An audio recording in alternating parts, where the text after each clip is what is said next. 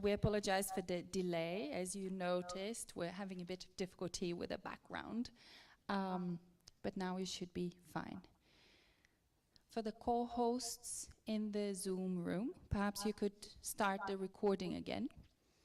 That'll be much appreciated. And then we'll be ready to start. I know a few participants are joining us from outside. They're coming in a second. A warm welcome as well to everyone at home. Thank you for joining us today.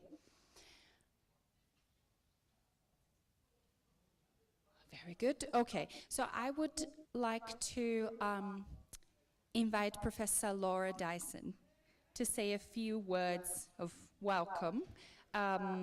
She's in the School of Education, and we're very happy to have her here as Assistant Dean to represent our Dean, Professor Mucha Musemwa. Please, Laura, thank you so much for being here.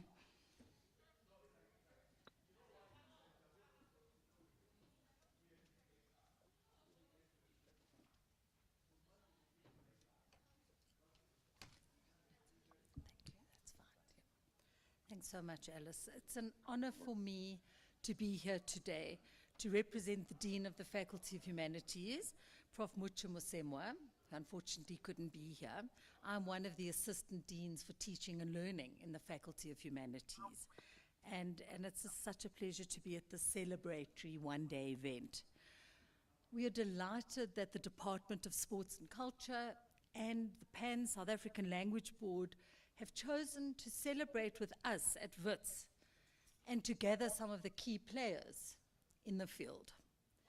It's a testament to the Department of Translation and Interpreting Studies in the School of Literature, Language and Media that we are celebrating Translators' Day together today. WITS has been committed to the country's language policy framework and is proud to be training so many future translators and interpreters.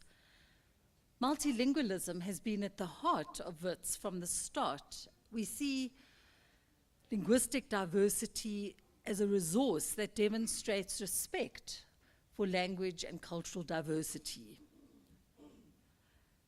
We recognize the benefits of multilingual language policies and practices within the wider university, and want to create an enabling environment for enhancing the quality of teaching and learning, communication, research, administration, in taking the policy forward. We're really excited about today's event and wish you well with finding creative solutions to the many language and learning challenges and issues we face today. I've had a look through the program and I'm really excited. Unfortunately, I won't be able to participate in too much, but really wish you well with today's event. And thank you so much for inviting us to open it. All the best.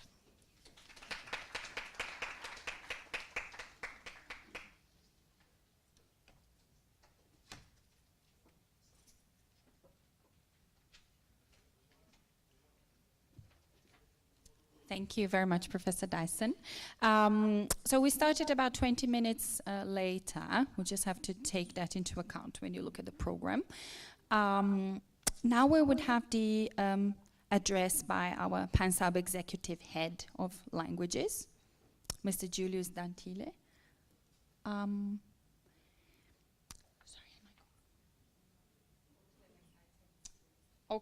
Okay, so we're going to go straight into the first panel.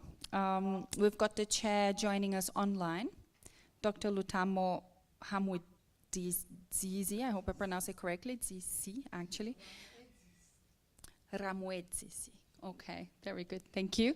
And we've got our participants who are joining on campus, to my knowledge. So I would welcome the panelists to come and join us here, while Dr. Lutamo is going to join us online. Yeah?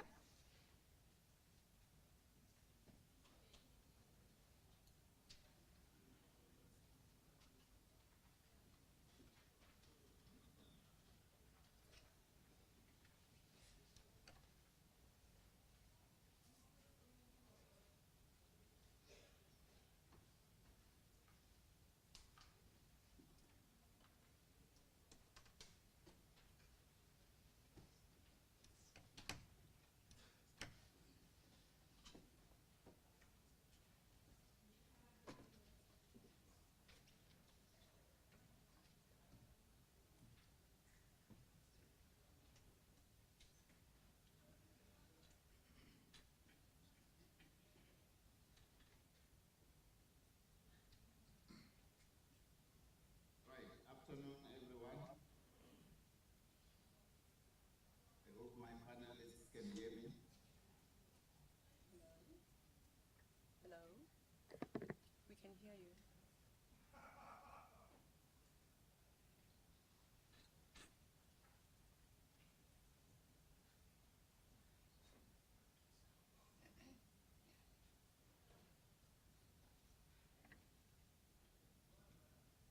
Yes, ladies and gentlemen, I am not with you today due to some circumstances that prevented me from joining you physically.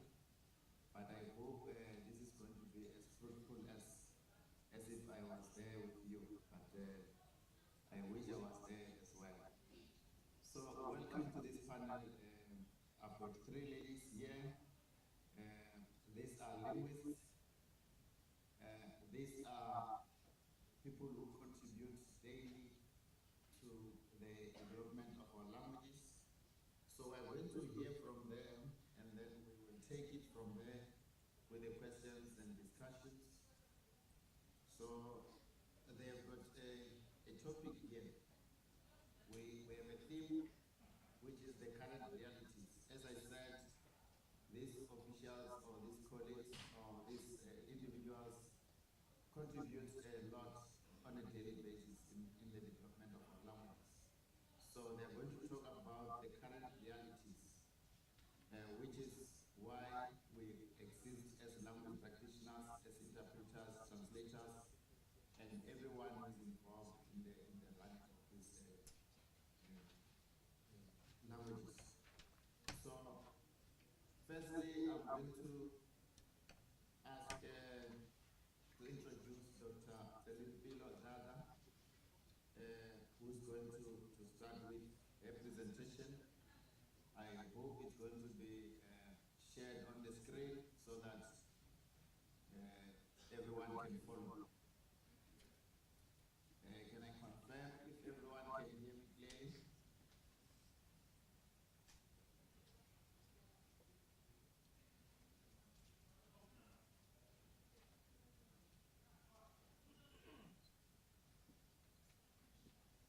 Can I confirm if everyone can hear me clearly? Yes, we can hear you. Thank you, thank you, thank you. So, Dr. Dada, if you are ready, can you take us through your presentation?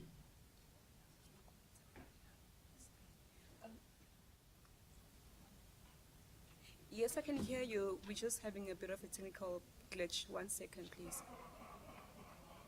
Okay, yes, your presentation is there.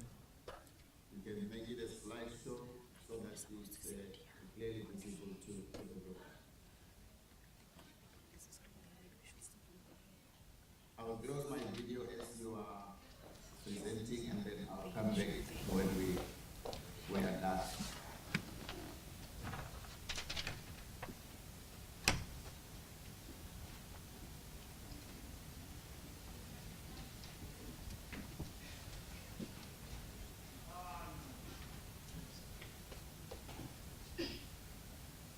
Doc, you can start presenting.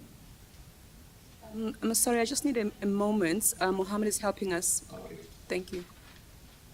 Okay, so as you are preparing yourself, the topic here that she's going to present is on mentoring as a training strategy for South African language practitioners.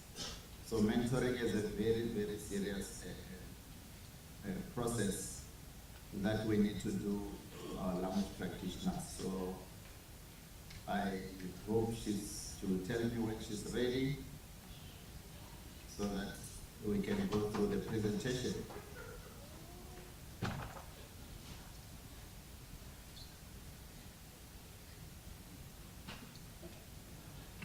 Okay, now I'm ready. Now we can start. Good morning, everyone. Thank you, Mr. Thank you.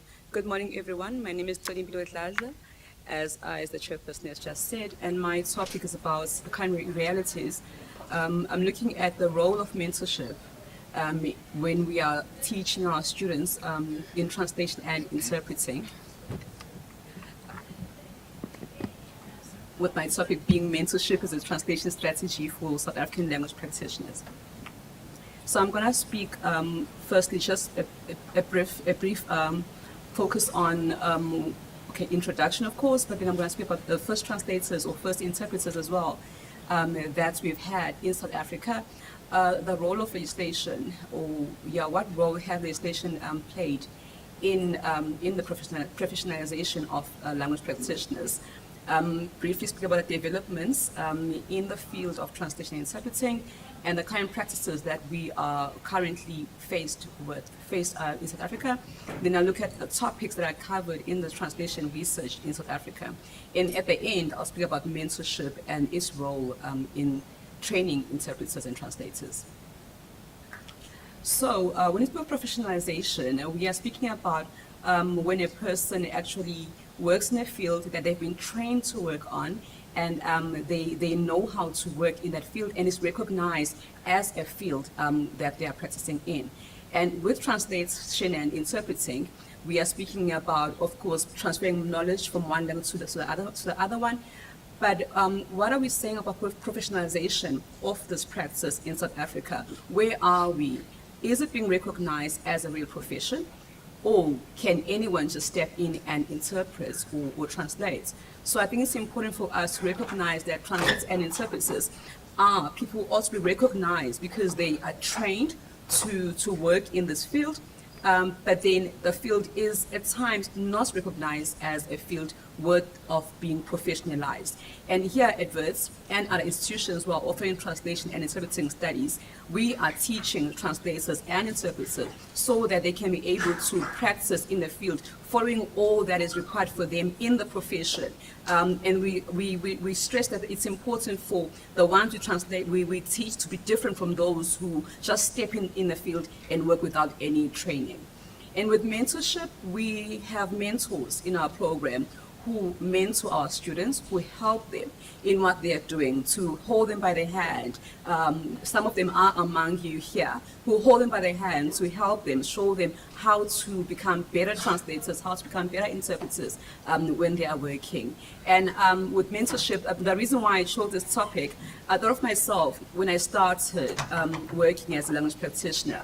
I was studying, and in my third year, there was an advert at our institution where they were advertising a bursary, as well as we came with mentorship in the program. And that man who was my mentor, I've worked with him all my life. I think we lost contact about 5 years ago. He's kept being there as a mentor, holding me by the hand, even when I got older and learned more in the field, became professional myself. But he was still there for me, holding me by the hand, training me more as I was practicing in the field. And I believe that this is very important for us to have mentors. Even if it's not formally given to you, the mentor, you can just find someone, or you can approach someone in the field and hold them by the hand and say, I'm here for you. I would like to help you to become a stronger interpreter, a stronger translator.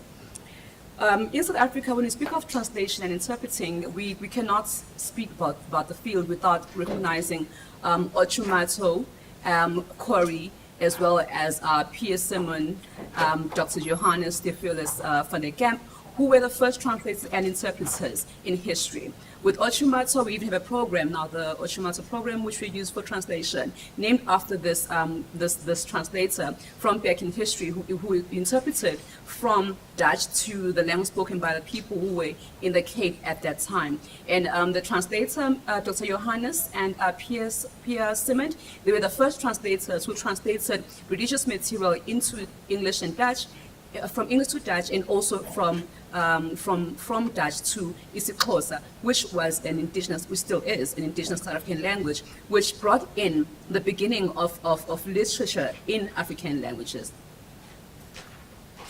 So we have our constitution, our constitution of 1996, which speaks about the rights of South Africans when it comes to languages.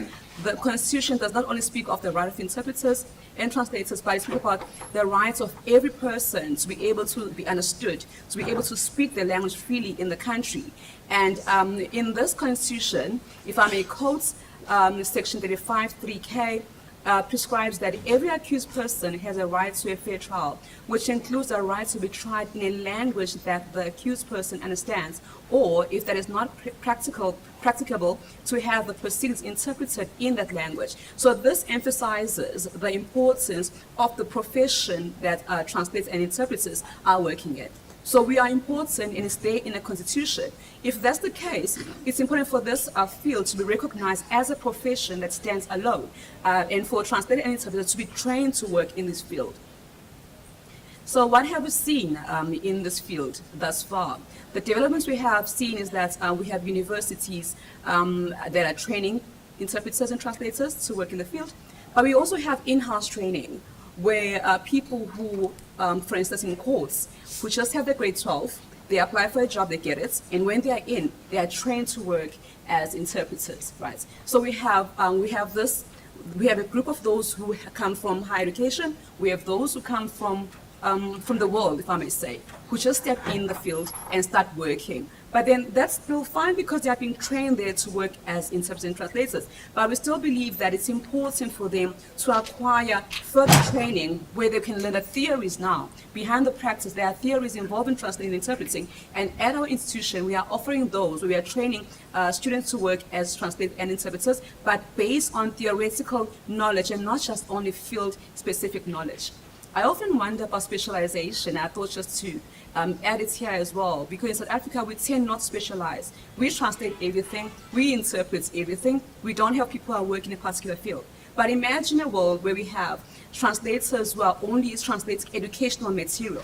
And even then, education material can still go down to primary school material. And even there still, we can still go down to foundation phase material. How correct would those translations be if they are translated by a person who specializes, who is trained in foundation phase education? How successful would that work be when it goes to the children at school? So in South Africa, we tend not to specialize, we just jacks of all trades. So I think it's important that we start to think about specialization. Some may say that it might be a job issue. You know, if you're specializing now, you can't work in the medical field if you're working in legal.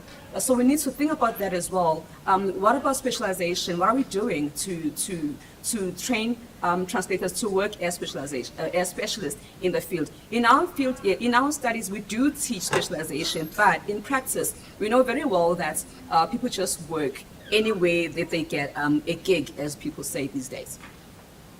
Now, in research, what research have we seen? It seems not to be moving. Okay, what research have we seen? In South Africa, the research that I've come across focuses on translation, generally, what's happening, how people are translating in the country. We've seen also DTS, Descriptive Translation Studies. We've also seen most student research because our students are contributing mostly. What I've seen is that students are mostly contributing to translation in South Africa and interpreting as well, because they have to connect this. They have to write the thesis, so they are contributing mostly to this field. We also have corpus-based studies as well conducted, and also others are looking at the code of ethics for interpreters and also text editors. And when it comes to mentoring, I think it's important that we come up with formal program for our students that we are mentoring, or any person that you choose to mentor. When I started, I did mention that one can choose to hold the person by the hand and say, if you are willing, I would like to hold you and train you, help you to improve in the field, because I have so much experience and I think that you could benefit from this. Because many students just step in after the training to start working, but then they don't really know what to do. They're not really sure of how to practice. So it's important for them to have some form of mentoring. If I may quote from Saldana, 2019, who says that the recently graduated translators usually do not know where to go, what to do, or even who to contact to start their careers in translation. It is well known that there are numerous webinars, books, and blogs, web pages, and even Facebook pages indicating what to do, what not to do, rates, how to craft your CV, and so forth. But it would be better if there would be a person who is there for you. You know that you can just call this person and ask them to help you to create a better CV, help you in how you are performing, to help you improve your own work. I have here, which is a short program that I have for one of the students that I'm mentoring, where where we have a formal program that they have to follow. Every Monday and Tuesday, there's some work for them to do. Wednesday, there's some work. Friday, there's some work. And on Thursdays, the plan was that we would meet every Thursday to have a discussion on how you are doing now. What have you learned while you are practicing? And I believe that these kind of programs are what we should have for not just our mentors here at Verts, but even others, colleagues out there. You can take a stand and help colleagues who are stepping in the field. You are there as a senior, so bring them aboard and make sure that they are also going to improve in their field. And I'm going to end there, and ngiyabonga kakhulu for listening to me. Thank you.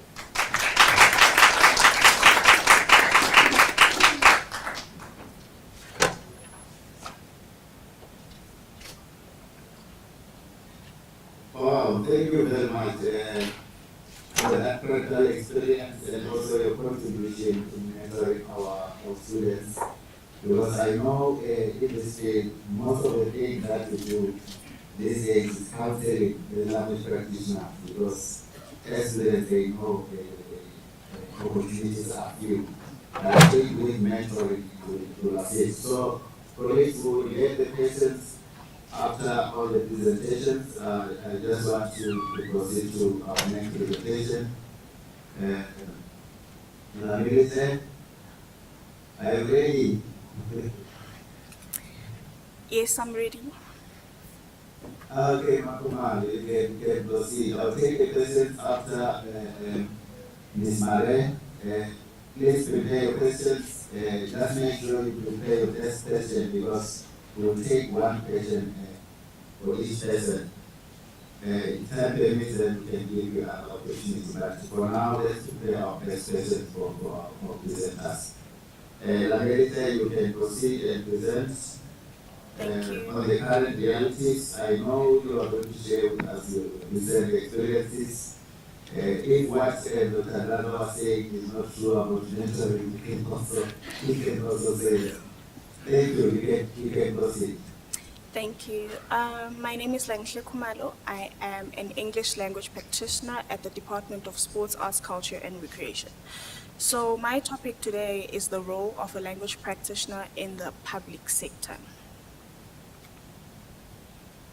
A language practitioner is a professional who specializes in language-related services. This can include translation, editing, and interpreting.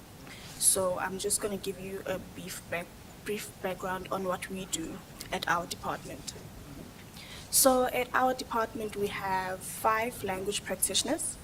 I'm an English language practitioner. We have one for Xitsonga, we have one for isiZulu, Sepedi, and we have 2 sign language interpreters. We also have a Chivenda language practitioner. So basically, we translate and edit documents from other organs of state.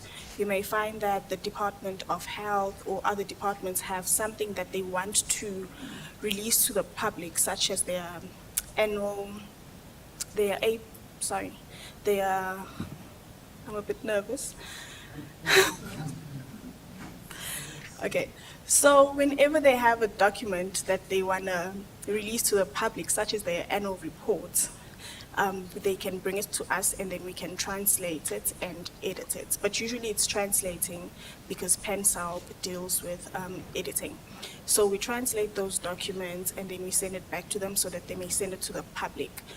We are also mandated to promote multilingualism in the Gauteng province. So we'll host events at different places whereby we will be promoting multilingualism.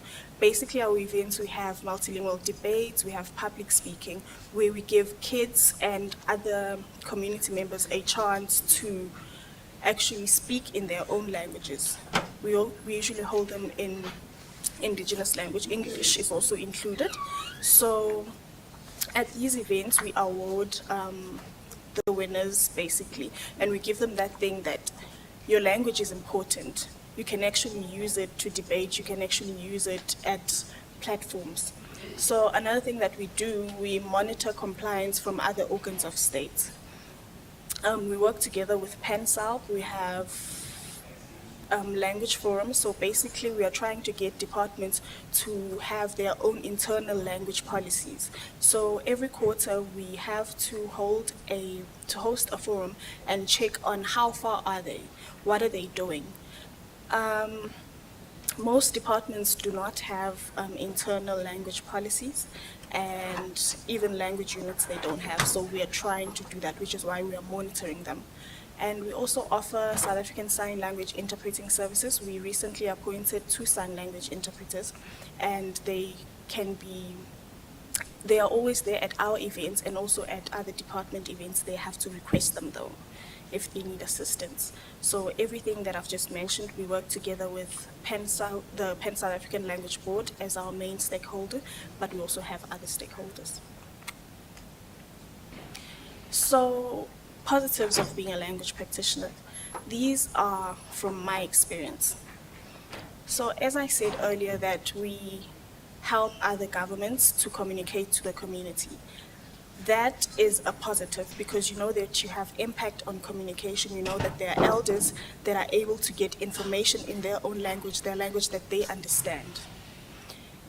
So that is one of the positives. And cultural awareness, I would put the promotion of multilingualism. People are able to learn different languages because when we get there at debates, it's not only one language, it's another language, it's other languages as well. Ooh. So basically, you can go and sit in a Xitsonga debate. You're able to learn, you're able to pick up a few things. So you are aware of another culture, not just your own. And then we also have job satisfaction. This is personally mine. I love my job, I can say that. At first, I wasn't aware of what a language practitioner actually does. All I knew was interpreting and editing. But ever since I've been in this space and I've seen through the language forums that we host, other departments can come and say, oh, this is what we do at our department. I'm like, oh, okay, so there are other things, there are other opportunities besides just sitting and translating and editing. Okay, so and then the next one would be the challenges faced as a language practitioner. The first one would be resource limitations. This one, budget. We always struggle with budget. Yeah, so with budget, we don't usually get to do the things that we would love to do. We don't get to reach a wider audience because of budget. Even with the language forums, as we are supposed to monitor these departments, budget limits us because sometimes you may find that we have to have only 2 forums instead of 4 in a year. So that is a major, major challenge that we have. And then lack of sufficient staff and tools. As I said, we are 7 in the language unit, but that was just when we were appointed in May. At first, it was just 2 language practitioners and 2 interns. I was part of the interns, and we were able to become permanent. So we still need more staff because we still have to advertise for other languages. We can't just focus on the ones that we have, especially if we are monitoring other departments and municipalities. We have to lead by example, so we need more staff. High workload. This one, we usually have high workload because the events that we plan, from the planning and the implementing the event, and you also have to translate. You have different translation requests coming through, so the workload gets too much at some point sometimes. Navigating bureaucracy. As I said, when we monitor these departments and municipalities, they do not really, I don't want to say they don't want to, but it seems that way sometimes because you're saying, please have an internal language policy, and people that do not want to do that. I'm still young, I'm still new in this industry, and you're talking to people who have experience, so yeah, it becomes quite challenging. So that is my presentation. I would just like to add on Dr. Limpilo's presentation that I wish I had a mentor And I do believe Uti, we need to mentor other people. I'm still looking for a mentor too, since I'm still new. So yeah, I will also be able to mentor other people. Thank you.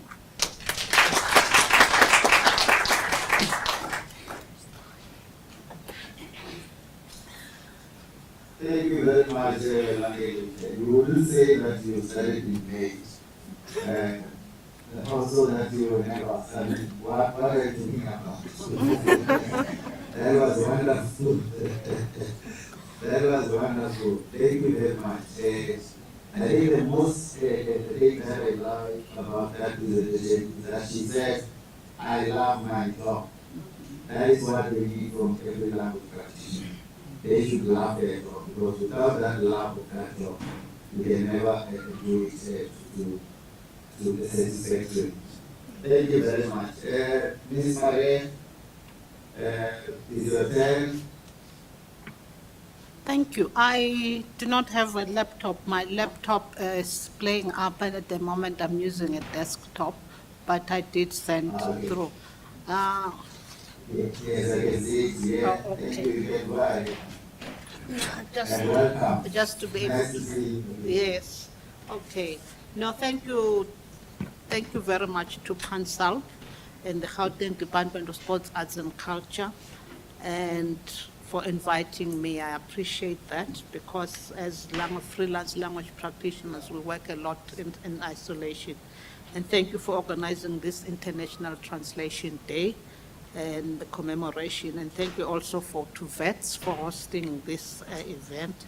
It is an honor and a privilege for me to share this International Translation Day with you as lecturers, students, and fellow language practitioners and other participants. I hope that a few remarks and some ideas I will share with you will be of some value to you and merit your attention. And I'm also going to be talking on the current realities of translation and interpreting in South Africa from the perspective of being a language practitioner myself, and having our theme that was declared by the Federation of International Federation of Translators as that the translation is an art worth protecting. And in my introduction, basically, I'm just summarizing what the presentation is about. I will share some historical highlights on development of translation interpreting, and that Dr. Dladla has already alluded to some of them, and the role of European Renaissance in translation, and the role of language practitioners, and also the settings where language practitioners are required, and therefore getting into the current realities in indigenous languages, interpreting translation currently, and look at negative realities and positive realities and various challenges and trends and future of translation, interpreting, and perhaps share some solutions and recommendations. We can move on to slide 2. I'm done with the introduction, just this. Yes, thank you.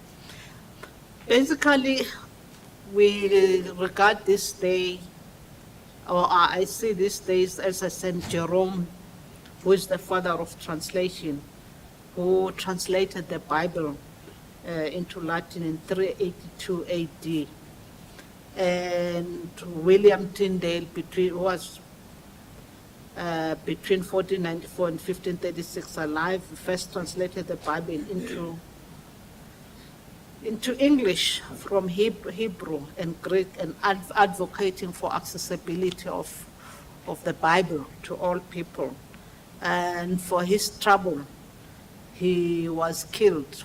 At least today we work in a free society where we will not be killed for our profession. He was killed by strangulation and burned on the stake for heresy, for translating the Bible. And in South Africa, of course, Dr. Dladla has mentioned Ochumato, who was the chief of the Khoikhoi, who worked as an interpreter for the Europeans during the establishment of the Dutch settlement in the Cape of Good Hope in 1652. And he was their first prisoner on Robben Island. For his trouble also of providing interpreting within a very conflicted situation, because the Dutch were settling in the Cape, and there was also a lot of conflict around the land and around the cattle. You know, the settlers would give the Khoi people trinkets like mirrors and other stupid things in return for a whole cow. And later on, people will realize that these trinkets are of no value to us, and they would want to go and claim their cattle from the settlers. And this created a lot of tension. And that's why at some stage, Chief Ochumato was arrested, and I think he was the first prisoner on Robben Island. But he managed to escape, of course. Ochumato could speak English, Dutch, French, and Portuguese. I wonder if language practitioners today were that polyglot and be able to, and be able to speak all these languages plus his own language, his source language of the Khoi people. And Krotoa too, who was the niece of Ochumato, was also an interpreter in the house of Jan van Riebeck, and for her trouble also she went through a lot of trauma in the house of Jan van Riebeck. At some stage she was even raped. And at least today we work in a very safe environment, if one could dare to say that South Africa is relatively safe for our profession. And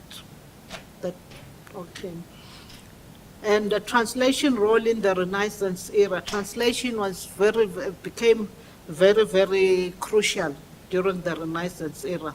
There was a lot of translation from Greek into Latin, which was the characteristics of activities of Renaissance, and that translation also shaped the European culture. The period between 12th century was led by Archbishop Raymond de Toledo, who advocated for the translation of philosophical and religious works from classical Greek and Arabic into Latin. You must remember that Latin was a popular language at that stage, although it was a language of the elite, but a lot of material got translated, and this helped advance European culture, science as well. There was also development of translation in astronomy, humanist philosophy. The printing press developed during this era, which means that the translation played a crucial role in the development of related professions as well, such as the printing press. And a lot of translation happened into the various vernacular languages of Europe at that stage. So the translation had a great influence on English literature and introducing new ideas into society. The translation role in the Renaissance is still continued here. In this era, translation movement played a crucial role in bridging cultural and intellectual gaps in different civilizations. Translation facilitated exchange of ideas between Greek, Islamic world, and other cultures, and contributed to the interconnectedness and intellectual spaces. Translation developed and allowing cross-cultural interactions, trade, globalization of the economy, and sharing of knowledge and information across different spheres and sectors. To this day, translation continues to play this role, and as translators and interpreters, we should place ourselves at the center of this human development and advancement. And it was only in 2017, surprisingly so, that the United Nations took a resolution to recognize the role of translation in connecting nations, fostering peace and understanding and development. I don't know why it took them so long, because this day, translation day has long been developed. So I'll quickly rush through the role of language practitioners. That's to spread information, knowledge, and ideas, promoting inclusivity, diversity, and across all sectors, diverse sectors, setting requirement language practitioners, settings where language practitioners are required is the court, the corporate institutions such as the banks, universities, conferences, broadcasters, government departments, as we've said from my colleague here who's also working for one of the government departments, an advertising agency, legislatures, and parliament. I think I will quickly run through the current realities that at the moment we are facing.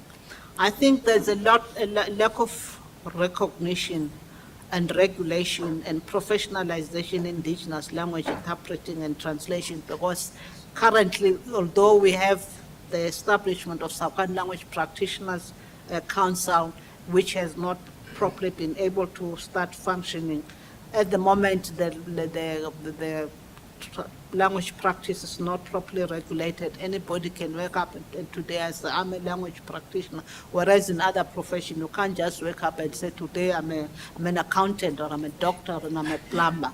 But in translation, we do wake up and say, I'm going to do that. So those are some of the negative realities. Also, there's low remuneration, deterring high caliber of professionals to join the profession, and working in isolation leading to professional burnout, and lack of standardized linguistic resources such as terminology and domain-specific.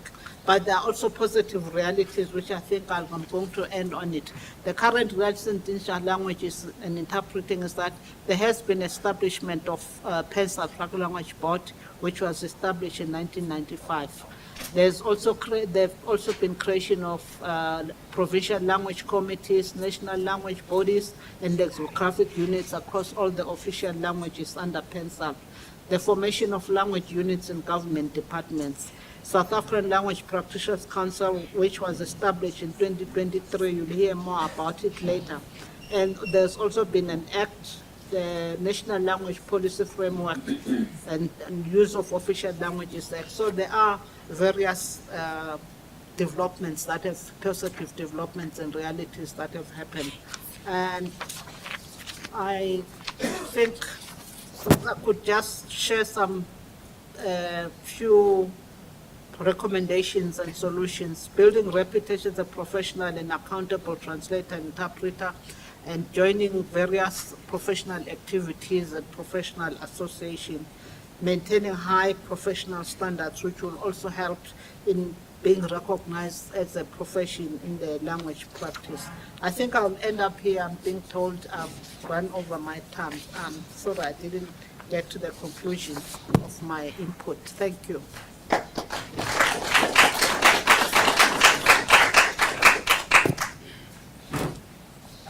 Thank you very much. I didn't hear the applause. I don't know if it was.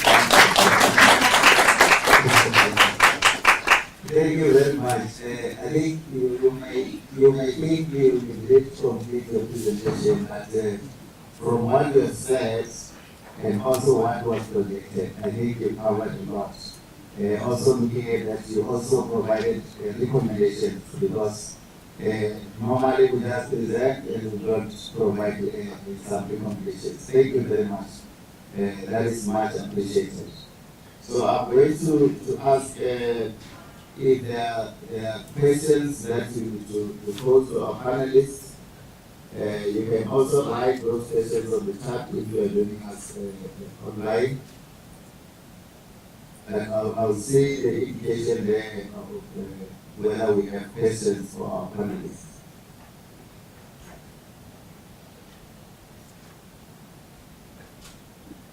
Where they very, very clear that no one wants to ask anything. Or any comments if they want a question. I'd like to ask a question. Oh, sorry. Who wants to ask? Should go first. There, yeah. Okay. Yes, yes. Thank you very much. My question goes to the ma'am, Mrs. Ketiwe. It's a simple one. I just want to find out if St. Jerome went to school. If he did not, why did he wake up and become a translator? And if he can wake up and become a translator, why can't somebody do that? Thank you.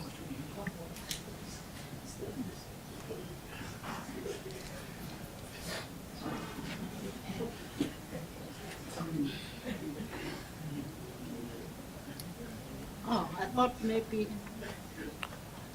There'll be other questions, but I'm also waiting to be directed by the chair if I should respond. We can't hear you, Doc. He's You've muted yourself. Yes, I thought there was a hand also next to the one who posed the question. We can take those other questions if there. Okay, my question was actually, I mean, it could be for any of you who would like to respond. I think you all touched on it directly or indirectly. And it's about translator and interpreter training. There's this question of specialization, and I hear there's a lot that it would be desirable to have more specialized translators, interpreters. But if I look at trends, for example, in Europe, in the curricula there, specialization is, in my view, can be quite exaggerated. So you specialize in a very particular area in one particular language pair. And I wonder if this is something that we want for South Africa. Does it not make more sense perhaps to have broader qualifications and then later offer more on-job training for the very multifaceted realities that we have here? And if any of you chooses to go into this question, you can also touch on the question of accreditation. Do we need accreditation? How should it take place? What's the ideal way to accredit language practitioners here? Thank you very much. Dr. Maepa. Thank you, Chair. I'm just going to read a question from online of Pansalb.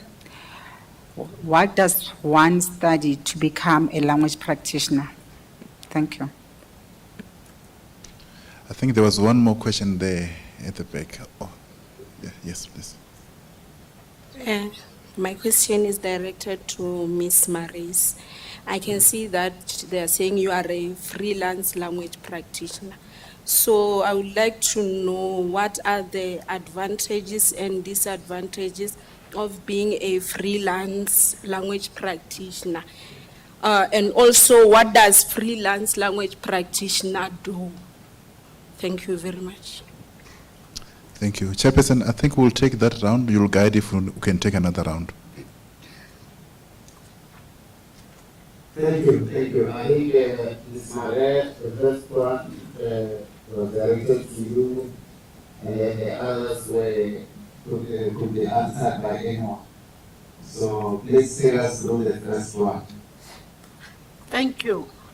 From the literature that I've checked, Saint Jerome was not a trained translator and interpreter. I think he was a theologian. I think it was just somebody who was very passionate about having information accessible, having the Bible understood and known, because it was his work. It was, as a theologian, he wanted to spread the message of the Bible, the message of Christianity. So he felt inspired to do this job. So he was a scholar, a theologian scholar, but he wasn't a trained language practitioner per se. But he managed to do a very good job, because from this Bible translation, the messages were spread, and various other versions have already, like St. James versions and various other Bible, also got the source of that translation from the original St. Jerome translation. Why we should be trained? I think we should be trained as language practitioner, because it's a profession. For any profession to be a recognized profession, the practitioners in that profession need to be trained, need to be experienced, and also need to continue self-development and participate in various professional activities and be members of the professional associations. So I think that is necessary. And on the question of specialization of in the language practice, I've seen in more advanced languages, such as European languages, some of the translators, they can specialize in translating the economy, the economics material, or the politics, or medicine. But then in our current situation, we don't have that luxury of specializing. We become generalists. We just have to translate whatever material is made available for us to translate. But I think once we're more advanced, people might begin to specialize, but currently we do not have that luxury of specialization.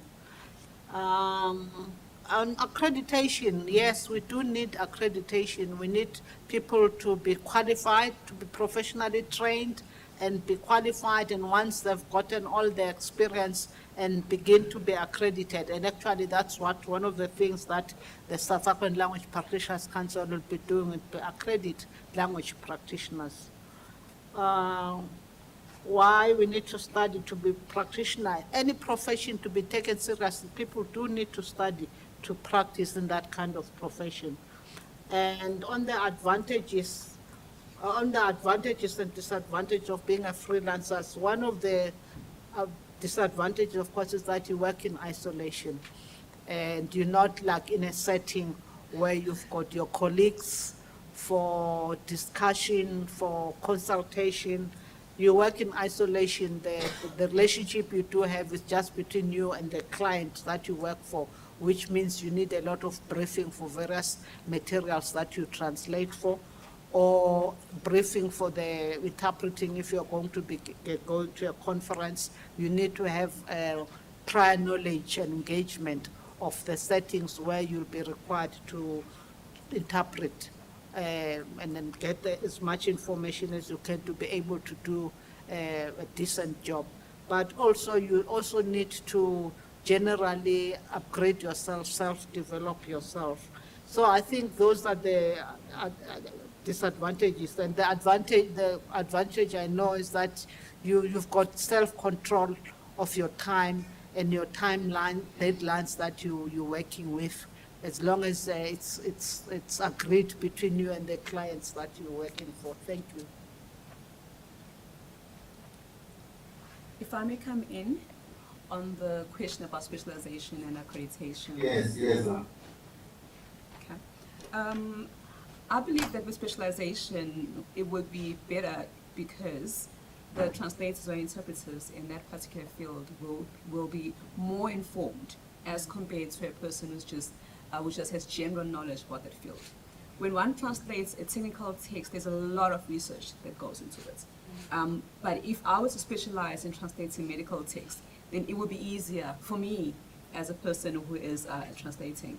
And chances of making mistakes would be less. My understanding of the jargon will differ from that of a person who's more into general translations or who translates pedagogical material.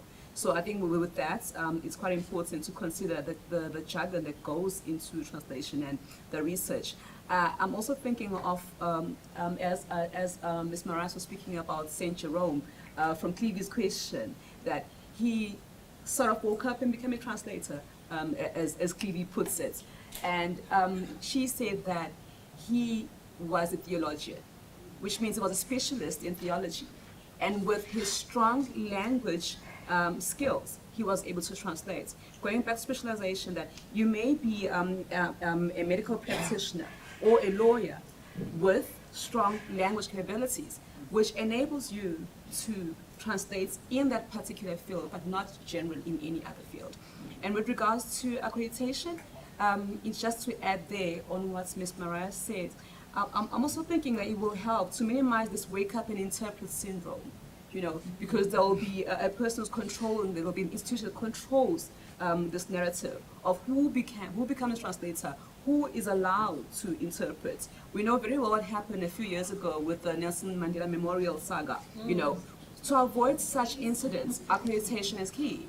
And I believe that Institute of Higher Learning should be involved in this process. Yes, we do have SATI, they're doing a great job, and we know that we have the council coming up, which is going to also perform this very important task. but I think it's important to also involve institutions of higher learning. We train as interpreters and translators, and we know how to assess. So I think if we were to be involved in this process of accreditation, it would really benefit our country and our profession as language practitioners. Thank you.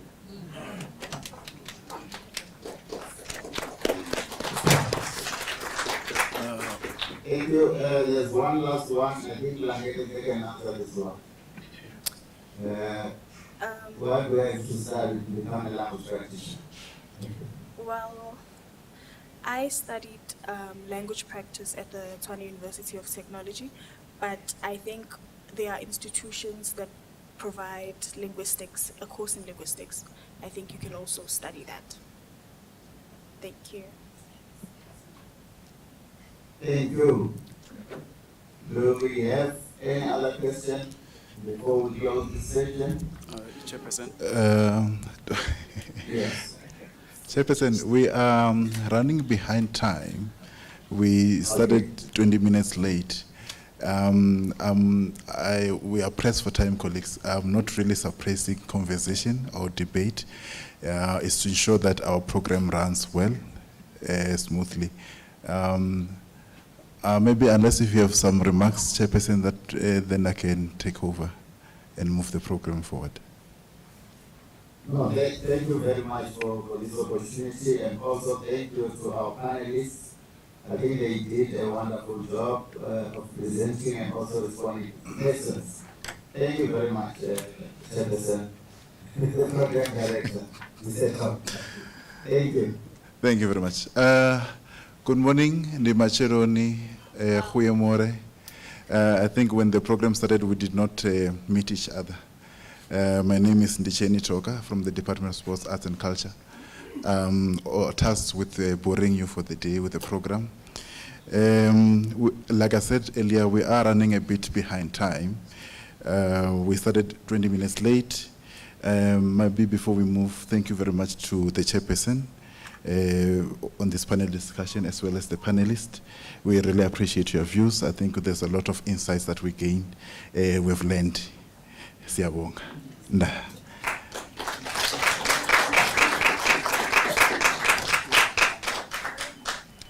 So the next item that we're going to go to is purpose of the day and address, which will be provided to us by the Pansalb Executive Head for Languages, Mr. Julius Dantile. Mhlekas, are you ready? You are forever ready, I know.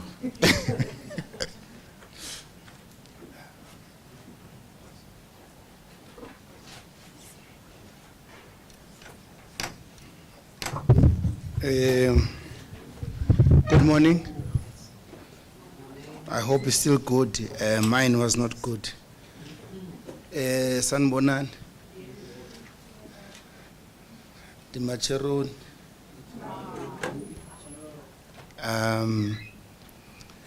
I had a bad experience. You see, technology would take you into hospital one day if you rely on it too much, because I did my stuff calculating my time from point 1 to here, and then it gives now you'll be there 10 to 10, and on the way traffic was beyond in Midrand, and it was caused by people who are trying to to enforce the law. They just closed that. You pass through only 2 lanes with your car being taken out every second if you have a ticket. So I'm here knowingly that I don't have such, which is a good part in terms of what is going to be happening in the functioning of SALPIC. If you have bad interpreting skills and you have bad translation skills, we have to give you tickets and penalize you, so that you don't just wake up and become a translator. I'm not going to say a lot about the day. The presentations by Dr. Dladla and Neketiwe speaks to the background. But then that is not the first time that translation and interpreting took place. Before the Bible was in Greek, it was written in Aramaic. Before it was written in Aramaic, it was written in Hebrew. So it tells you, not the current Hebrew, that's another difference. Not the current Hebrew. It was written in Hebrew, which is, I won't explain in detail what kind of a language in that, because that's a nyuke. I'm a preacher sometimes. The Translation Day and its celebration, it's very important, and I like the blending that we are bringing into the space, the interpreting, because translation is a written word, interpreting is a spoken word, and signs. So which means it gives the same, it's a similar process of transmitting knowledge from one language to another language. But it is not that only. It is also transmitting culture from one language to another language, from one culture to another culture. So it is a bridging process that has to be done with skills. That has to be done with skills. We've got a problem, a biggest problem with the Bible that is translated in indigenous languages. Because it was not translated by people who've got skills, both in the language that was in, which is mainly English or French or German for the Moravian, into indigenous African languages. If you really want to get to be a good translator, take the King James version of the Bible and you take the translated version in your language and go and read that and find meaning.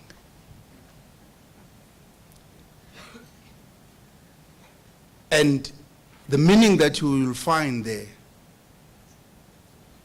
if you are able to go back a little bit into the Greek language or the Latin, you may have access to Latin if you have English. Go to Latin and look at it a little bit. The meaning to English, the meaning into our African languages. That process is a dismal failure in terms of translations. Why I'm saying that is because there's other two elements that we are not celebrating interlinked into the translation and interpreting, which is terminology and lexicography. Terminology is critical in translation. You don't wake up and see and say, what is the meaning of this word, and then you throw it, like what they do in the news at SABC. They do that. Radio, be it TV, they do that. Because they are rushing, they don't have time. All right? Lexicography, how many interpreters ever consult a dictionary at their spare time? Not translators, interpreters. It's only one. And you can ask that question because interpreters, they think that their work starts at when somebody starts to speak and ends when that person ends in speaking. And that's how this has to be professionalized. for people to understand the jargon that is embedded in any of these languages, let alone the jargon, the cultural nuances that are in these languages. And that is why I like the theme for this year, the art that needs to be protected. You see, the art means a creativity. So you cannot be a translator or an interpreter if you don't have creativity. You have to be creative in your creation of meaning in another culture. Now, I'm going to give you a simple example on this. I don't know how many people have read the book, Ingqumbo Yeminyanya, The Wrath of the Ancestors. Then it's got an Afrikaans version. And it's been translated into a number of them. Or the book Things Fall Apart in other versions, translated versions, in isiZulu, isiXhosa, other Yoruba, Hausa, and Fulani.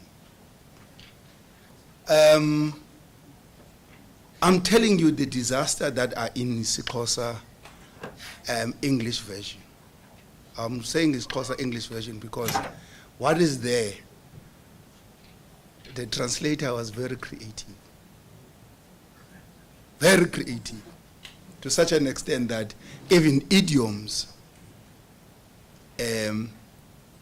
would esiXhoseni kukho idiom ethi wayencothukile egadeni okanye wayesukile egadeni. Umuntu like me, kusuka egadeni is to be tall and handsome at the same time.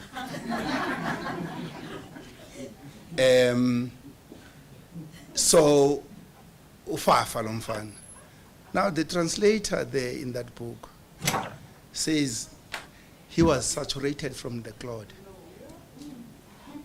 Go and read it in English. You see? So as a translator, you must understand the culture on the other side. In translating into isiXhosa or from isiXhosa, it's a very, very difficult language per se. And I'm saying that not because I ended up speaking it, but because it's got too much idioms and sounds that in one of the section, uthi afika mahashi agamza kwakhala uqaqaqa emane ukubribriza okubheka pha abamadoda ethe nqoda la lecaka omthothango.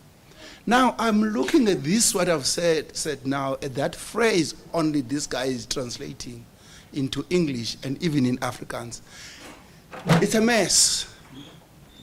It doesn't give meaning. It does not give meaning. So as a translator, you need to be an artist, a creative, but at the same time, you need to have ethics and morals. There's that, is it Italian or Latin concept? Tradurre, traduris, something like that. A translator is a traitor. Yeah, traditore. A translator is a traitor. That's why he was killed, Mary. Go and look at the Bible to see that the translators that translated the Bible were traitors that sold the people because they were used by colonizers. That is the morals and the ethics of the work that you are doing as a translator, as an interpreter. You are betraying the culture sometimes that you are supposed to be supporting. Can I give you a simple example on this? There's a prayer in the Lord's Prayer. It starts by saying, Our Father who art in heaven. Bawethu semazulwini.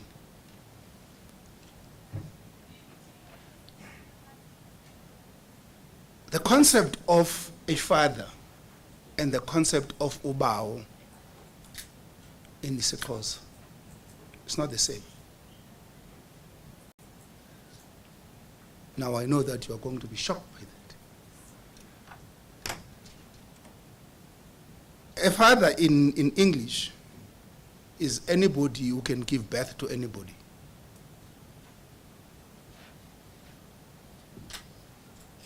But ubawo in isiXhosa, it's somebody who brought you up, who has been there for you through and through. Why I'm saying that, it's a tragedy of interpreting, because it may mean the same. That in English, it doesn't give you the value that you want to get in terms of saying, the Lord is at that value.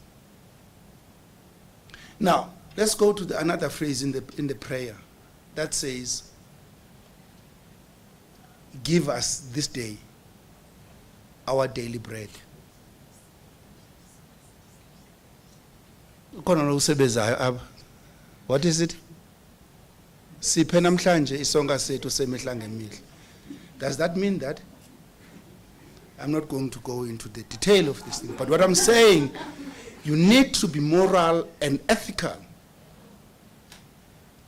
That is not what it's saying in the meaning of that prayer. That's not what it's meaning. It's meaning something else. Siphe namhlanje isonka sethu semihla ngemihla. That's what not the Lord's Prayer is saying in the meaning and in the essence of it. When you translate and interpret it, you must then carry the meaning and the essence instead of the words that are there. That's the problem that I'm trying to address. That's why I'm saying the issue of morals and the issue of ethics. If you take one of the first words that were written in isiXhosa in 1822 or 1823, it says, "Inkomo zonke zezikaThixo." Because why they were saying that, starting by translating that, is because they wanted the cattle of the Xhosa people. So they say, you don't own this cattle, but they then come back and take them, then they own them. So as a translator, you have a political role, a socio-political role to play. That's why you should be the most expensive person to be paid. I'm coming to another value. Why I'm saying that, Meketiwe and the other people were saying that. We're saying that you need to be remunerated. I refused a number of jobs. I ended up not leaving the translation industry, because I wouldn't take a job that I say, this is my fee, take it or leave it. Take it or leave it. This is my fee. And immediately you say that, you know that you are quality, and you are not going to translate work just because you want to make a living and make money. We want to make a living, but you know that the quality, I like that SALPIC, the South African Language Practitioners Council, is coming through. Because that is where you are going to be traced with your work, because you are going to have a practice number. Once you are registered, it's the first level that has to be there. You have to be registered to have a practice number, then you get into accreditation, then you get into other verification point. But you must have a practice number. Now, I'm trying to answer, also link this to the gentleman that was sitting here, the question, whether you can wake up and interpret or translate. There are people by their nature that can transverse through languages. And we cannot shut these people out because we are saying you have to be having a certificate or a qualification. That is not the way I believe things should be done. I believe that those people who are interpreting in funerals every weekend, they're very critical. Those people who are interpreting in churches every Sunday, they are very critical. And these are the practitioners that we want to work with, because they transmit knowledge, information from one language to another language, from one culture to another culture. That is critical also. And as we celebrate, we need to deal with those particular issues. Take them forward to say, you don't need to have a certificate on your hand, but we can put you through a process that would then allow you to be recognized, what is called a recognition of prior learning. That means you have an experience, you have worked on this thing, and we look at you, or you send us a video, and then you come in, then we are going to see the value that language pays. And that person should not just come in a funeral and say, they look at, hey, who's going to interpret? No. They should say, we want to hire you. We will pay you whatever small amount it is. Then people are going to recognize the value chain in terms of translation and interpreting. And then we need to be an activist in terms of that. Last 2 points, and I sit down.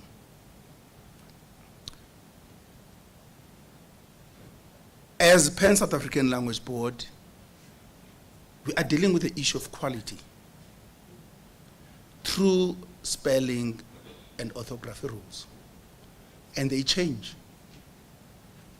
They change. And we correct some of the terms, words.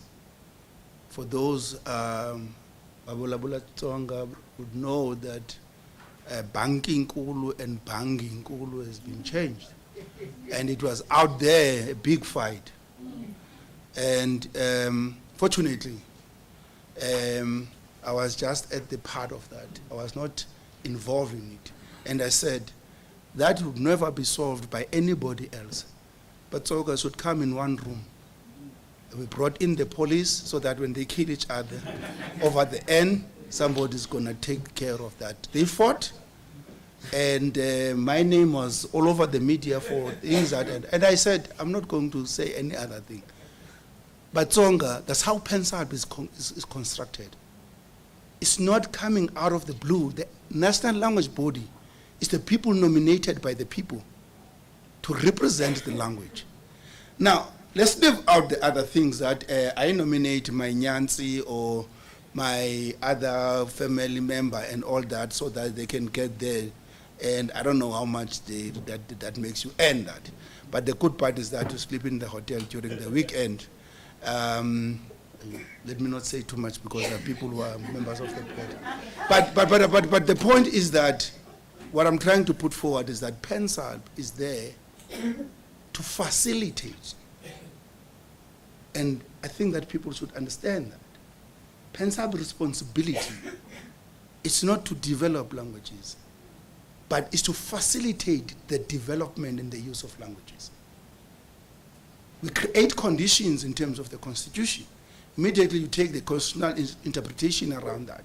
It goes to the point to say, is the condition there for the language to prosper? Yes, we are doing that. And we are doing that in the last 30 years excellently. Lack of accountability, as I said, SALPIC, it was mentioned here, it's a good instrument to really professionalize the industry in terms of language practitioners, but it's getting there a little bit, almost 10 years later. SALPIC was, the act was signed in 2014. It's still yet not been active even today. That talks to you about the seriousness of these elements. In closure, I want to talk about a little bit about the economics of language. as I've said earlier, you need to appreciate your own value as a translator and as an interpreter. Appreciate your own value. Immediately you don't do that, you are going to end up doing shabby work. So the issue of language and value chain in it, it's a complex matter. It's not complicated. You see, a plane is a very complicated machine. But language is a complex because you cannot touch it. But you can have mechanisms to really drive it to a particular process. Now, we know very well that when I talk about the economics of language, we know it very well that in South Africa, 93% of the population speak indigenous African languages. First language speakers of English in this country is around 8%. But what is the benefit to the 93%? What is the socio-economic benefit? What is the benefit for people who can say, I speak all the languages? Then what? That is a tragedy in this country. When I got here at the gate, I was asking for a parking to this guy. We started, I was speaking my Zulu, a mix of Xhosa and Zulu. Because when you're in Joburg, you have to survive. You don't have to be pure Xhosa, you don't have a pure, because the people will box you immediately. I do that. When I get into a particular area, I use mixed languages. So he responded, Kachivenda. And the conversation, Mr. Toga, was in Chivenda. Throughout, he gave me the direction, and then now he went parking. I found the parking. While the person was speaking Chivenda, I can't respond back, but I can understand. But the question is, at what value? Can understand to survive. So it's just a survival tactic. It doesn't have a bigger socio-economic value. And it is when we push government to provide this information in the languages that people should work in. And it is thus when you are translating, you must look also onto the nuances, because this is an economic issue, onto the nuances of culture, language, onto the nuances of racism. There's huge embedded racism in our translations. A huge embedded racism. But it's a topic for another day, but we need to look at that. We need to look at how are we making English, we, African people who speak indigenous African languages, we make English more important. We make it very important. I was saying to somebody, he said, do you know which language that runs the economy in this country? Which language? No, that's not true. That's not true. English is not running the economy of this country. English is controlling the economy of the country, but the economy is running in indigenous languages. Go to the mines, is there English there? Go to ShopRite, Pick and Pay, do you sell, do you buy or sell because there's English in that trade? That's where the economy is. Then once the trading process is completed, then those who are up there in the offices, they start then to control it in English. But the actual running of a farm, give me now, as I'm standing here in your region, give me a farmer that is farming in English. What I know, you go to Venda, Even today, Louis Richard, farmers there speak which language? First language, Chivenda. They don't even speak Afrikaans in Maclear or Eastern Cape. Their first language is Xhosa in Queenstown. To such an extent, you cannot skin a rag about white people in Queenstown and Ekonga and East London in the Eastern Cape. Forget it. You think that this white person doesn't know his Xhosa? No. Because that becomes their first language. And that's why the economy is.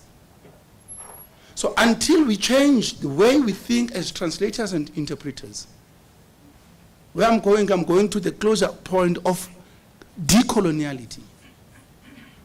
You don't take the text as it is when it comes to you. It is your responsibility as an interpreter, as a translator, to decolonize that particular text, to de-racialize that particular text. It's your responsibility. It's your clear responsibility to do that. And you are not going to do that until you have the creativity and the art embedded in the skill of using your own language. That's why, in most cases, AmaXhosa ended up saying Xhosa Stoliko when they are in trouble. I know it's the end. So, what I'm trying to drive into here is the simple things that we need to do. As translators, interpreters, you are either the liberators of your own people or the traitors to your own people. That is the moral and ethical responsibility that you are carrying with yourself. Carry with it with dignity. Ensure that we are also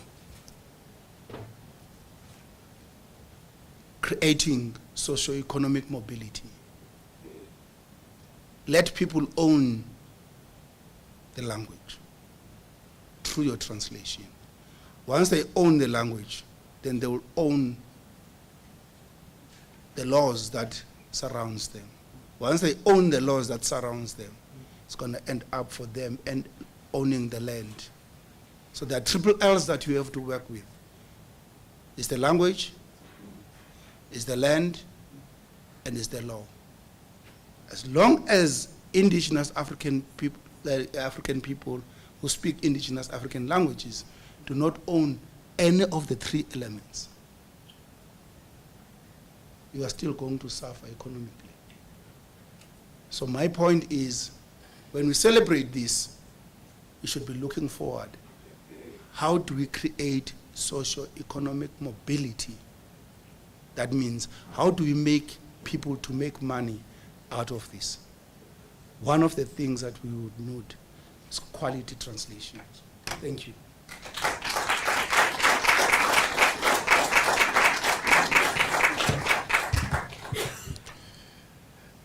Let's give him another round of applause. That was a mouthful.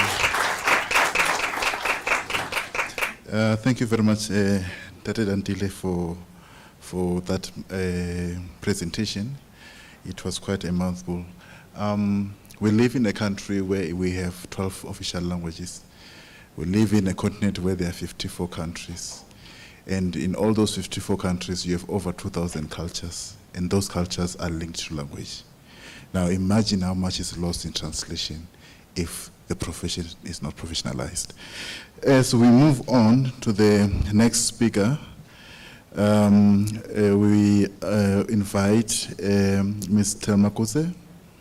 I hope I pronounced that correctly, who will be taking us through the relationship between the South African Language Practice Council and language practitioners. The floor is yours. Thank you. Thank you, Master of Ceremonies. I'm not 100% sure how I am supposed to match up to Mr. Dantile's presentation because, yeah, he captured a lot, did he not? First of all, may I just thank the Pan-South African Language Board, the Department Sports, Arts and Culture, Wits University. Thank you for the opportunity to be here. And I just want to give a special recognition to Ms. Ketiwe Mare, the Deputy Chair of the South African Language Practitioners Council. And I think she was actually supposed to do this presentation on behalf of the board, but here I am, just a plain board member. But I'm very happy to be here. It is also an honor for me to be presenting to you today, since I'm also just a student of the WITS Department of Translation and Interpreting Studies. So I'm here, and I see many of my fellow students, but I'm here in a different capacity when I'm standing here. The current realities of translation and interpreting in South Africa is the theme that the Gauteng department chose for this year's celebration of translation, or International Translation Day. And I think the theme that was chosen links very well with the establishment of the South African Language Practitioners Council, and also my topic for today. Oh, and I need to do this myself.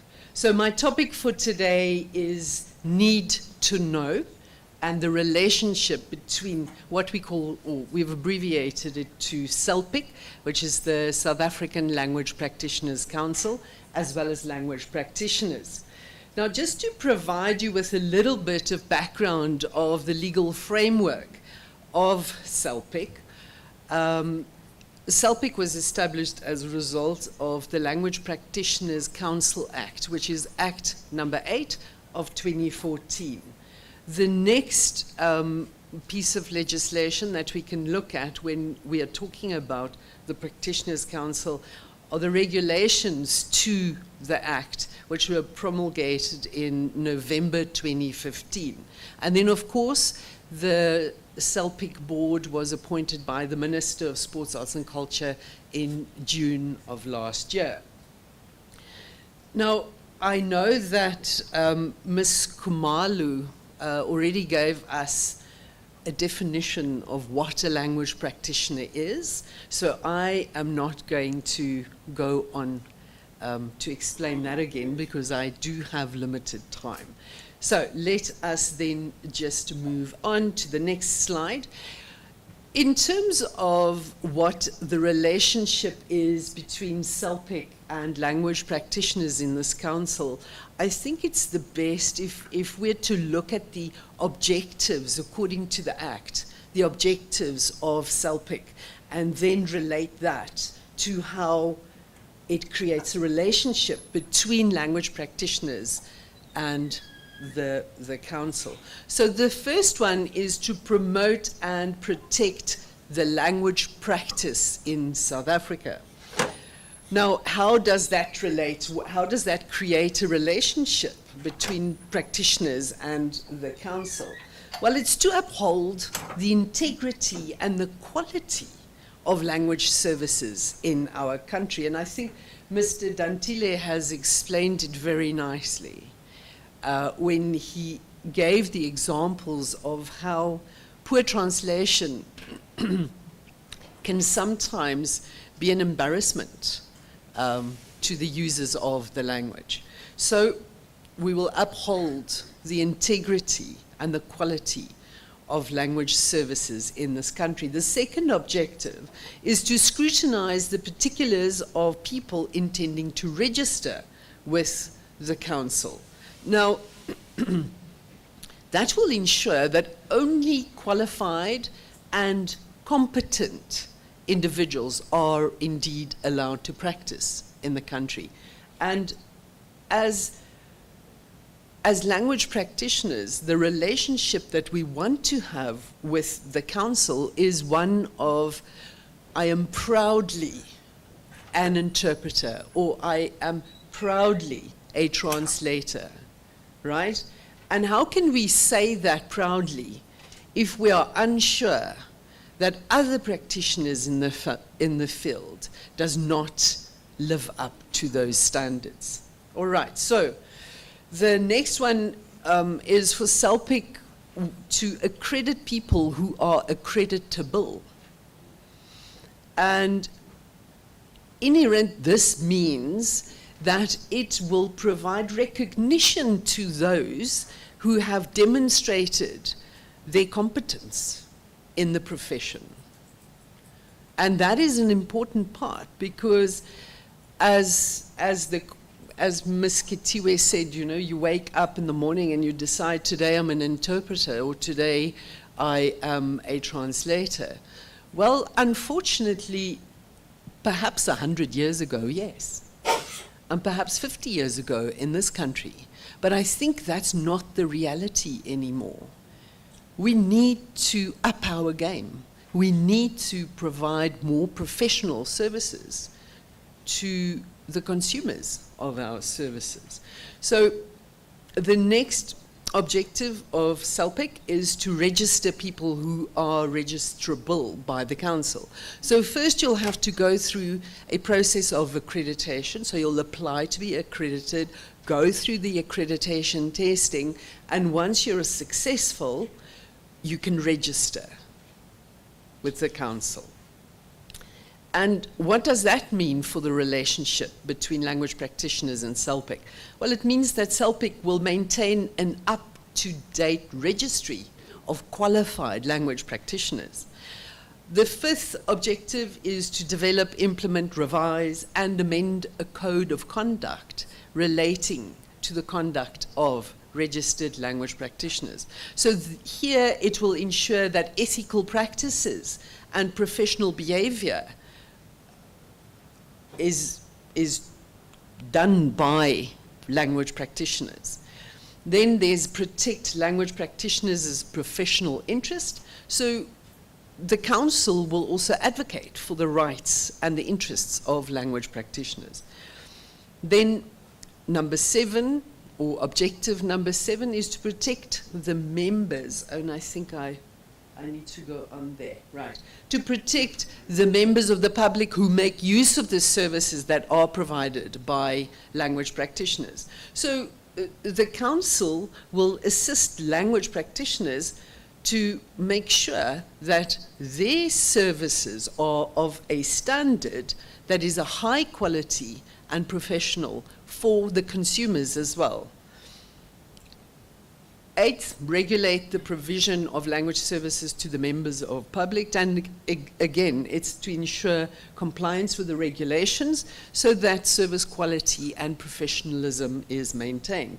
If you work in a profession, you would not like to be labeled as someone who's unqualified, unethical, unprofessional, and the board or the council will provide language practitioners with this status, which I think is imperative.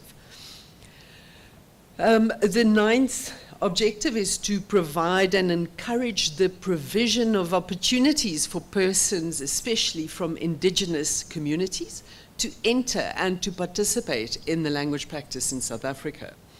And here, the council will provide opportunities for individuals from indigenous communities to join the profession. So they can wake up one morning and say they want to be a translator or an interpreter, but then they're going to have to study to get a qualification so that they can then be accredited and registered with the council, which I think is wonderful, because often people who are not from indigenous communities come in and they take away the opportunities. So I think it's brilliant that CELPIC is responsible and has as one of its objectives to promote people from indigenous communities to play their part. They will contribute, or the objective is to contribute to an enabling environment for job creation in the language practice of South Africa.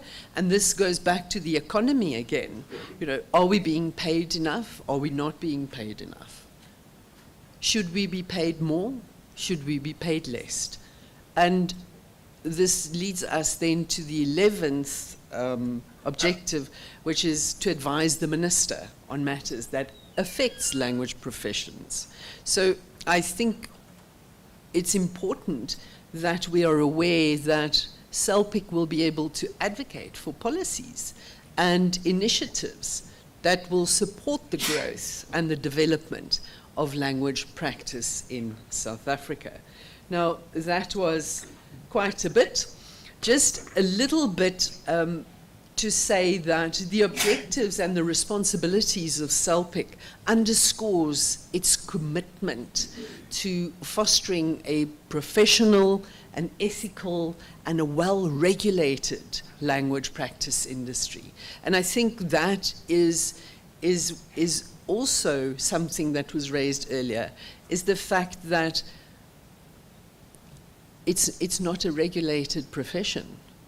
But as soon as the board of council can get going and get the accreditation up and running, then our profession will be regulated. Now, how will this work? Accreditation with CELPIC. Of course, the process will be for you to complete an application form. You will have to submit documentation that speaks to, of course, your identity, certified copies of qualifications, which will be required, of course, and then these documents will be verified, and if you comply with the quality assurance testing or the system, you can be issued with an accreditation certificate. Thereafter, you'll have to pay a fee, because nothing for mahala, right? So you will also have to then continue with continuous professional development. It's a part of any profession in this country, is you cannot get a qualification and then go out in the field and not update your knowledge annually. So it'll be a requirement to do continuous professional development courses. So once you've passed through the quality assurance system, you can be registered with the council. And I think to Mr. Dantile's point about people working on a grassroots level, it is important. We do need people to interpret funerals and weddings and gatherings like that on a grassroots level within the community. And the Act does make provision for people like that. The Act calls them paraprofessionals, and it doesn't ask for those people to have a qualification. However, those people can then only work within the community, on a community level, not on a higher level at all. For that, you'll need a qualification. For that, you'll need accreditation and registration. So to encourage people to start off in language practice, we can get them to work in the community. So Mr. Dantile, the Act does make provision for your concern that you have raised. So we have not, of course, I think the question on your lips is, but when is this happening? There is not yet a date for implementation of the accreditation system. And of course, there'll be a grace period that is given to language practitioners to apply whatever with CELPIC. So just to end off, the question, I'm not sure that there is time for questions and a discussion, but the board of the South African Language Practitioners Council really looks forward to receiving the support and the commitment from language practitioners in Gauteng. And I just want to say that not only from language practitioners, because I also see consumers of the service here today, consumers of interpreting services, the board also looks forward to your commitment to to supporting language professionals and to ensure that we deliver a high quality standard of language services in this province. So I thank you very much for your attention.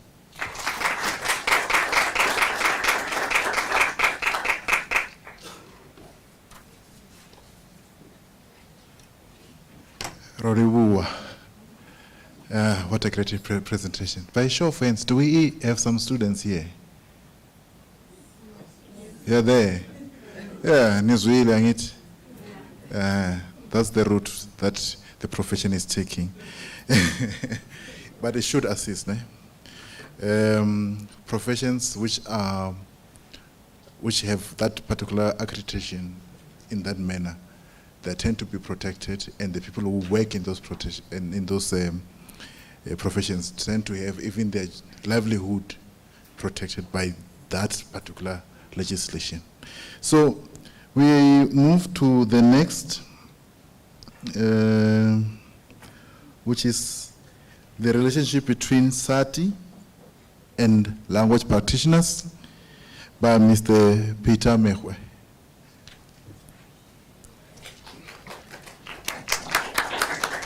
I'm sorry, can I just make a very quick note for our students? Let me just wait for the interpreters. Apologies for the interruption. We're going to circulate an attendance list, just to let you know. So make sure to sign the list, which Bilo is going to circulate now. Thank you. Thank you for the privilege of standing here. My name is Peter Mekwe. As mentioned, I am the chairperson of the South African Translators Institute. So I've been with the Institute for some 26 years. So I hope there is no 26-year-old in the room. If there is one, so that means you were a baby when I joined South African Translators Institute. And let me just make mention to some of the many faces that I know, because I know very soon some people might wonder, where has he disappeared to? I'm standing here delivering my last 3 presentations this year as the chair of SATI. So I've been in a member of SATI Council for 9 years. So the first 3 years as an honorary member of council, and then the next 3 years as a vice chair, and then ending officially this coming Saturday. So I'll be completing my a 3rd term as a SATI chair. So exciting developments are happening. So most of you who have been working with SATI Council, you're going to see new faces. You're going to see very interesting people. So already they are poised to take the baton and actually move forward with the work that needs to be done. So I'm just about to remove that cap. So this coming weekend, I'll be doing 2 last presentations, and then I'll be disappearing. But I will be around. I'll always be the member of SATI or the member of something. Because as Ms. Thelma was mentioning, we right now are talking about the incoming of the South African Language Practitioners Council. So now it is the one that is going to take over the interest of language practitioning in the entire country. And then as chair, I will be speaking to different members of council from SATI to thank them for all the work that has been done for over the years. But this is not to say that SATI is going to completely disappear, because SATI and the Practitioners Council have had very intensive meetings to see exactly how are we going to work together, and then so that there are no overlapping roles, etc. So a lot is happening on the ground, on the foundation, and then we'll see exactly what will be happening as we go along.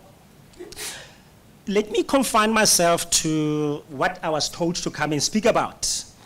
Now, we're speaking here about the relationship between SATI and the language practitioner. So SATI is going to be around maybe for just a little while as we go into the future here. So You know, a lot of people have joined SATI, even in recent times, and then they go into our website, and this is what they find. I want to read you what they find. In the early part of the landing page of our website, it says here, our membership includes any and all inhabitants of the language world, and it refers to translators, to interpreters, language editors, proofreaders, terminologists, content writers, linguists, creative writers, journalists, in the indices, and the teachers.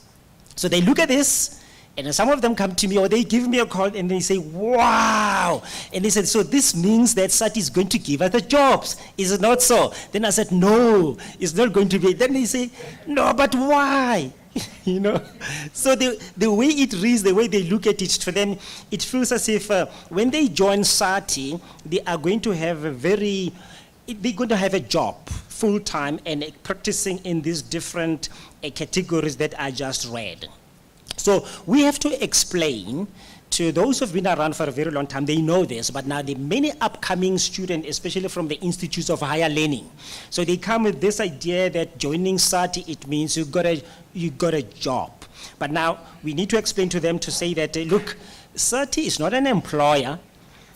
SATI is an NPO, it's a non-profit organization, it's a voluntary organization that is serving the interest of the language. You know? But now when you join SATI, this is what happens.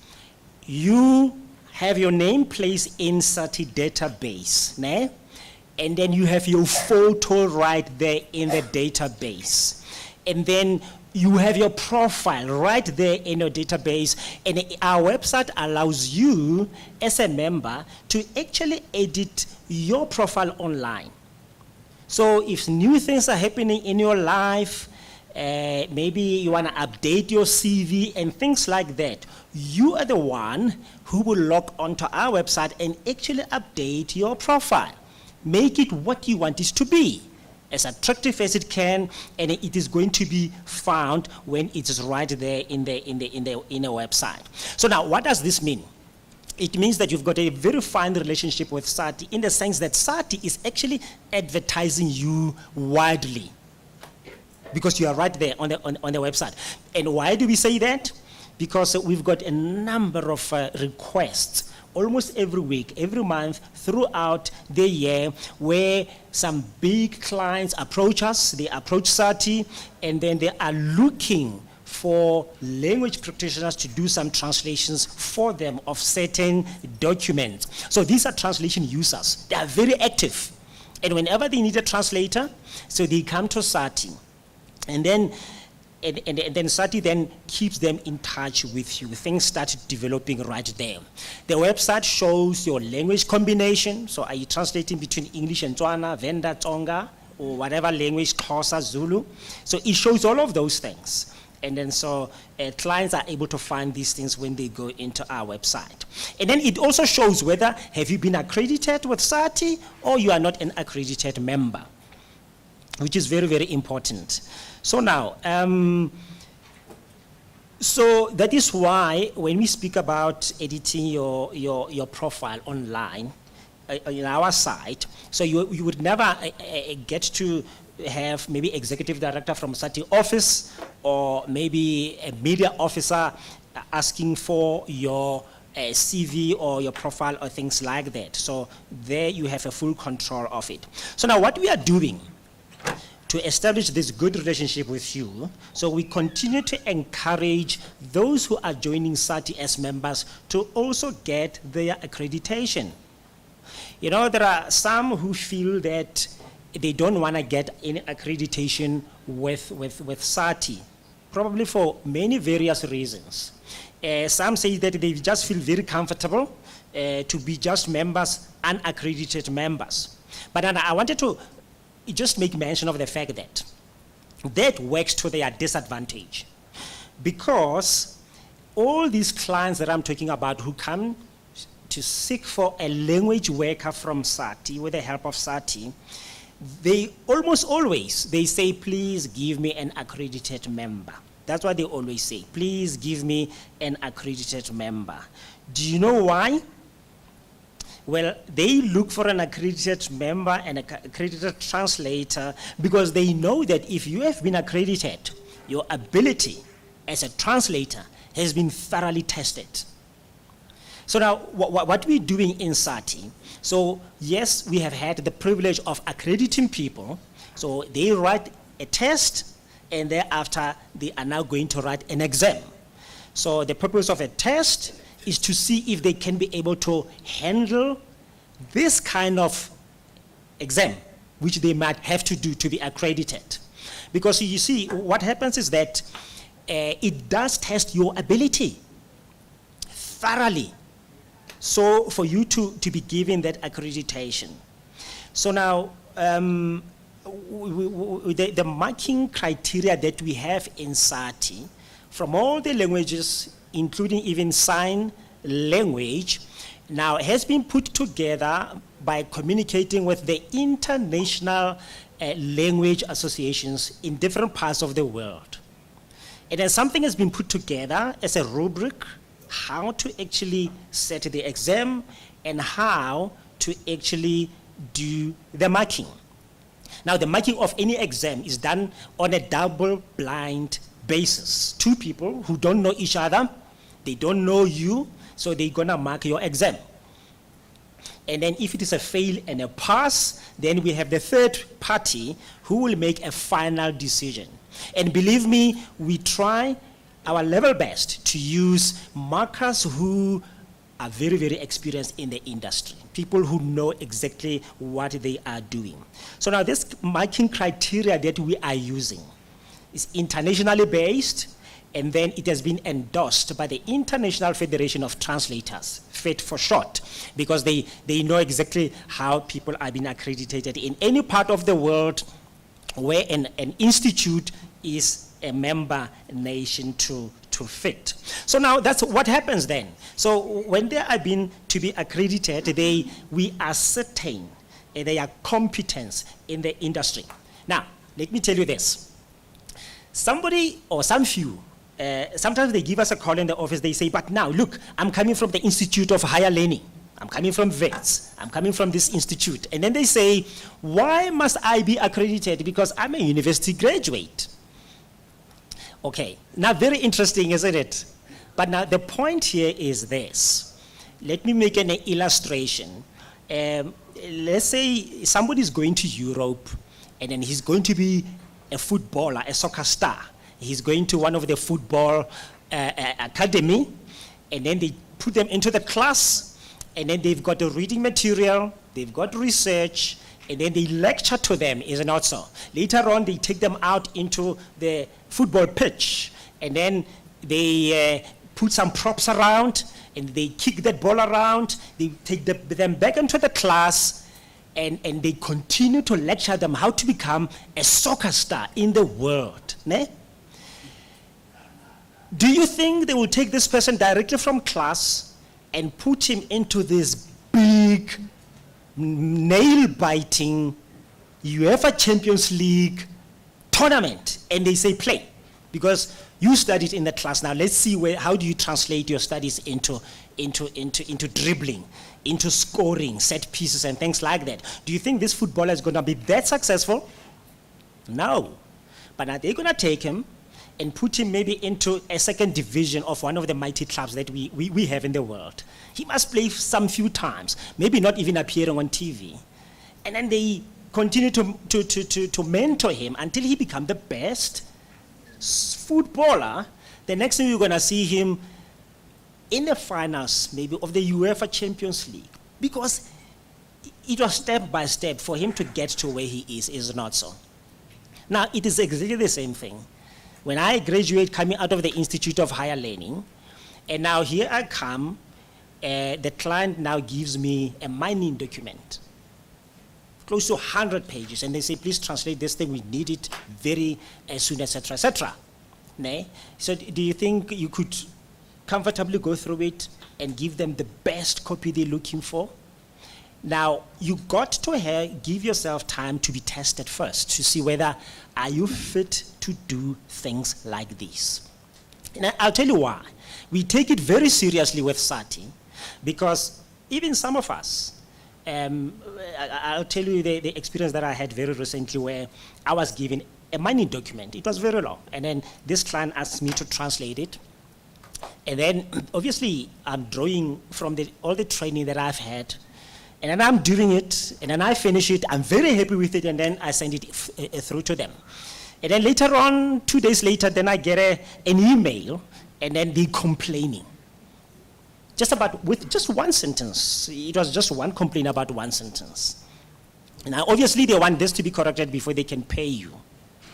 So now they say, okay, fine, this is wrong. And then they say this and that and that and that. Please relook into this.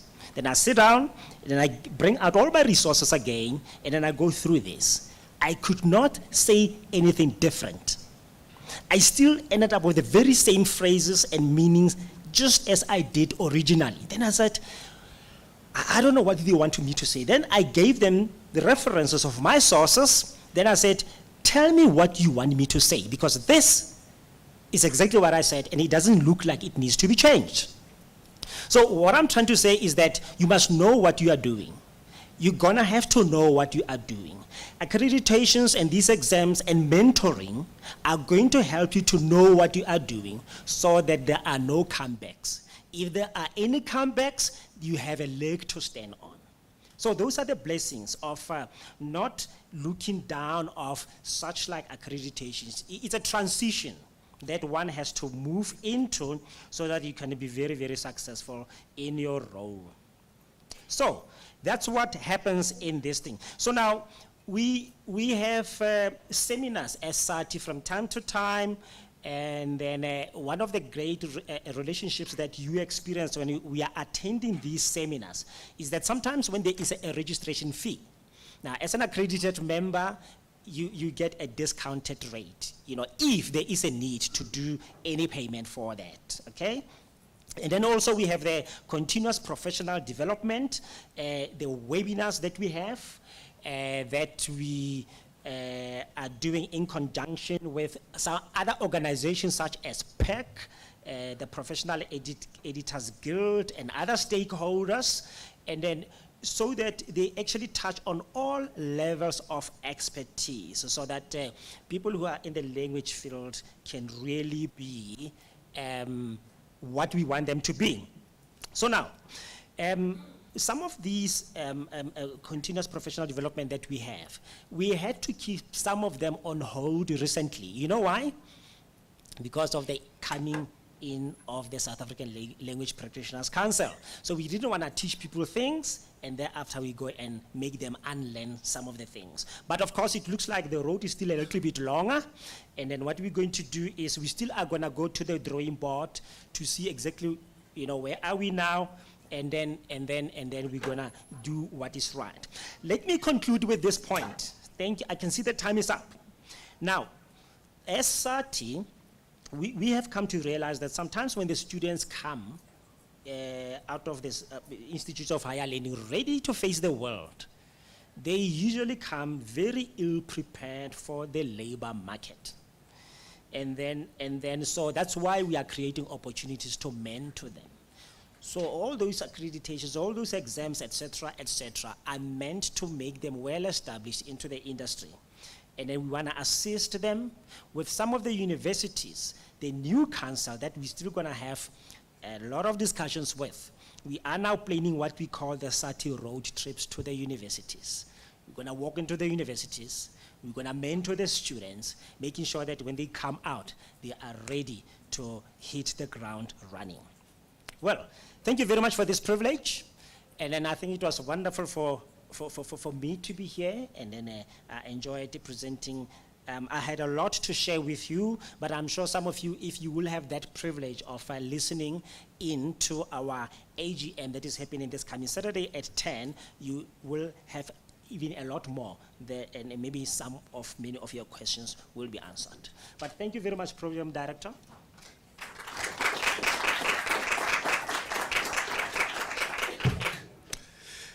Thank you very much, Tate Mihwe. That was a mouthful. We are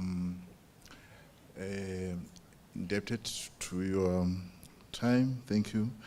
Colleagues, we are now going to take a strictly 5 minutes break. As I've said earlier, we are pressed for time. So let's keep it very quick. We stretch our legs. There's a lot of young people here, so it shouldn't be a problem. Quickly, just allow the body to refresh a bit. And then we come back. When we come back here, we are going to have a panel discussion, which will be shared by Prof. Alice Lil. But for now, let's quickly stretch our legs. 5 minutes, strictly 5 minutes. Even those who are online, you can have your coffee there.